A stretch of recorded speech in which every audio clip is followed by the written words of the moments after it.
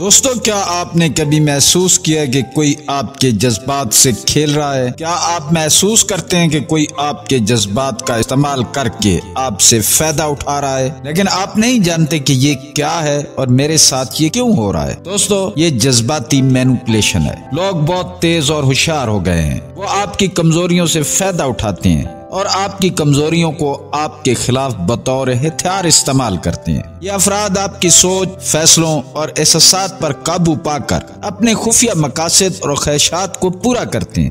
جذباتی مینوپولیشن کا استعمال کرنے والے ظالم لوگ ان لوگوں کو شکار بناتے ہیں جو حساس، رحم دل، ہمدرد اور دوسروں کی خوشی کو ترجیح دینے والے افراد ہوتے ہیں۔ اس کے اثرات نہ صرف آپ کی خود اعتمادی کو ختم کر سکتے ہیں بلکہ آپ کو ذہنی دباؤ اور غیر صحت مند تعلقات میں بھی جکڑ سکتے ہیں۔ دوستو، آج کی ویڈیو میں ہم آپ کو جذباتی مینوپولیشن کے بنیادی پہلوؤں، عام حربوں اور ان کے اثرات کے بارے میں بتائیں گے۔ ہم آپ کو یہ بھی سکھائیں گے کہ آپ ان افراد کو پہچان کر اپنی حفاظت کیسے کریں۔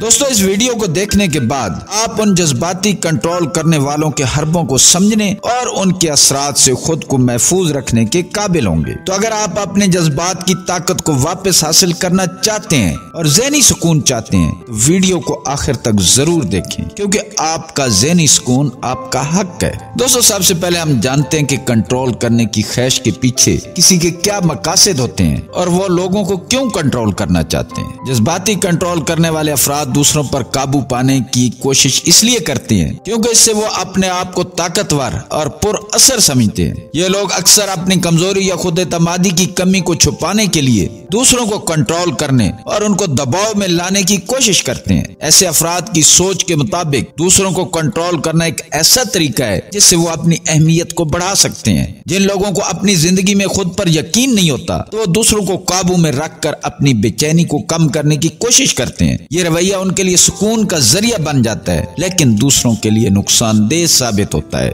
جذباتی کنٹرول کرنے کا رویہ اکثر بچپن کے مسائل، اندرونی خوف یا کم خود اعتمادی کی وجہ سے پیدا ہوتا ہے۔ ایسے افراد اپنی ذات پر بھروسہ کرنے اور خود کو تسلی دینے کا ہنر نہیں سیکھ پاتے۔ نتیجتاً وہ دوسروں پر انحصار کرتے ہیں کہ وہ ان کی کمی کو پورا کریں اور انہیں معاشرے میں ویلیو دلائیں۔ ان کے لیے دوسروں کو قابو میں رکھنا ایک ایسا ذریعہ بن جاتا ہے جس سے وہ اپنی اندرونی بے چینی اور عدم تحفظ کو چھپا سکتے ہیں۔ یہ رویہ نہ صرف ان کی شخصیت کو متاثر کرتا ہے بلکہ دوسروں کے لیے مشکلات بھی پیدا کرتا ہے۔ اب آپ جذباتی کنٹرول کرنے والوں کی خصوصیات کو اپنے ذہن میں بٹھا لیں۔ جذباتی کنٹرول کرنے والے افراد کی شخصیت میں کچھ مخصوص خصوصیات پائی جاتی ہیں جو ان کے رویے کو نمایاں کرتی ہیں۔ یہ افراد عام طور پر خود پسند ہوتے ہیں اور اپنی ذات کو دوسروں سے زیادہ اہم سمجھتے ہیں۔ ان کے لیے اپنی خواہشات اور ضروریات سب سے زیادہ اہمیت رکھتی ہیں اور دوسروں کے جذبات کو نظر انداز کرنے میں کوئی ہچکچاہٹ محسوس نہیں کرتے۔ یہ افراد اکثر تنقیدی رویہ اپناتے ہیں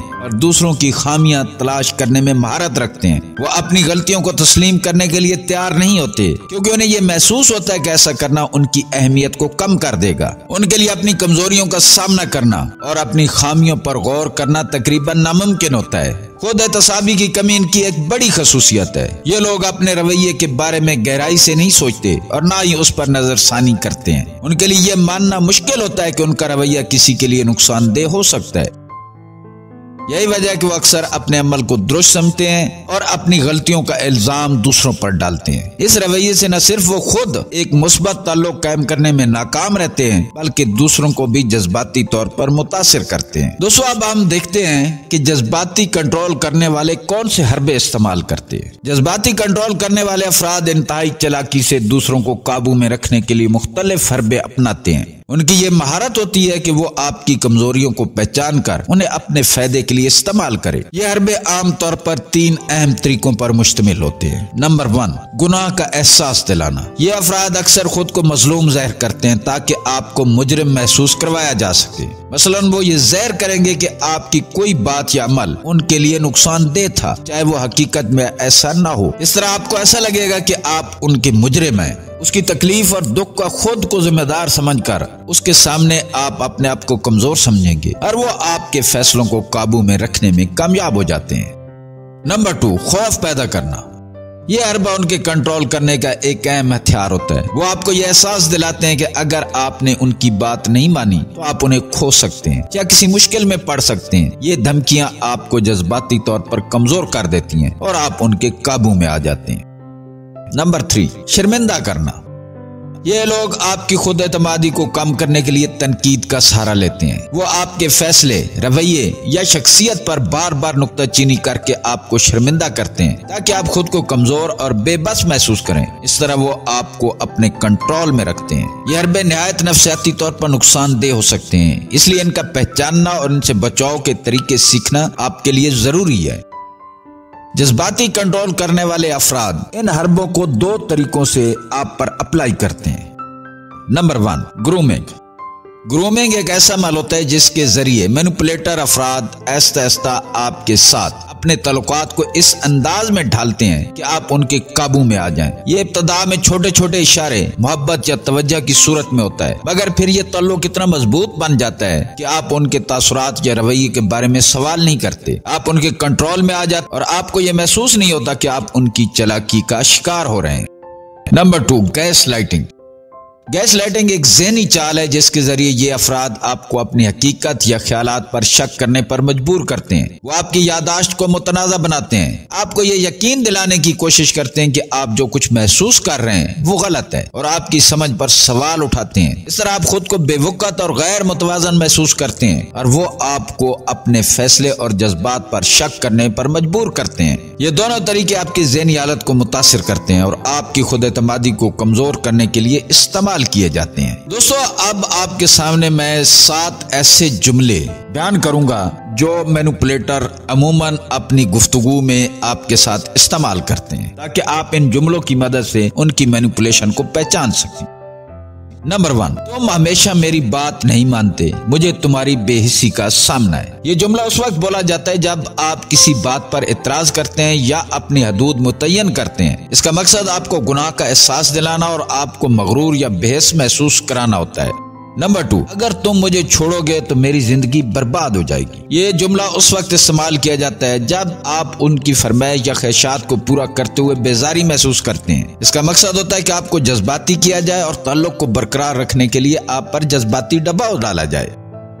نمبر 3، تمہارے بغیر میں کچھ نہیں، میری دنیا تم ہی ہو۔ یہ جملہ اس وقت استعمال کیا جاتا ہے جب آپ ان کے کردار اور رویے پر شک کا اظہار کرتے ہیں۔ اس جملے کا مقصد یہ ہوتا ہے کہ آپ پر جذباتی دباؤ ڈالا جائے تاکہ آپ ان کے رویے اور مقاصد پر زیادہ توجہ نہ دے سکیں۔ نمبر 4، تم مجھ پر بالکل توجہ نہیں دیتے، کیا تمہیں میری پرواہ نہیں؟ یہ جملہ اس وقت استعمال کیا جاتا ہے جب آپ کسی بات میں مصروف ہوں یا ان پر توجہ نہ دے سکیں۔ اس کا مقصد یہ ہوتا ہے کہ آپ کو گناہ کا احساس دلانا اور اپنی اہمیت بڑھانے کے لیے آپ کو الزام دینا۔ نمبر 5، تم تو ہمیشہ میری مدد کرنے کے بجائے مجھ پر الزام لگاتے ہو۔ یہ جملہ اس وقت استعمال کیا جاتا ہے جب آپ ان کی مدد کرنے میں ناکام ہو جائیں یا کسی بات پر اختلاف کریں۔ اس جملے کا مقصد آپ کو الزام دہی کا شکار بنانا اور آپ کو غلط فہمی میں ڈالنا ہوتا ہے۔ نمبر 6، اگر تم میرے ساتھ نہیں ہو تو میرا دل ٹوٹ جائے گا۔ یہ جملہ اس وقت استعمال کیا جاتا ہے جب وہ محسوس کرتا ہے کہ آپ اس کے جال سے نکل سکتے ہو۔ اس جملے کا مقصد ہوتا ہے کہ آپ کے ان کے لیے جذبات کو ابھارا جائے تاکہ آپ ان کا ساتھ نہ چھوڑیں۔ نمبر 7، تمہاری بے وفائی نے مجھے گہرے دکھ میں مبتلا کر دیا ہے۔ یہ جملہ اس وقت استعمال کیا جاتا ہے جب آپ کوئی فیصلہ کریں جو ان کے حق میں نہ ہو یا ان کی توقعات کے برعکس ہو۔ اس جملے کا مقصد ہوتا ہے کہ آپ کو قصوروار محسوس کرانا اور آپ پر عذاب یا گناہ کا بوجھ ڈالنا۔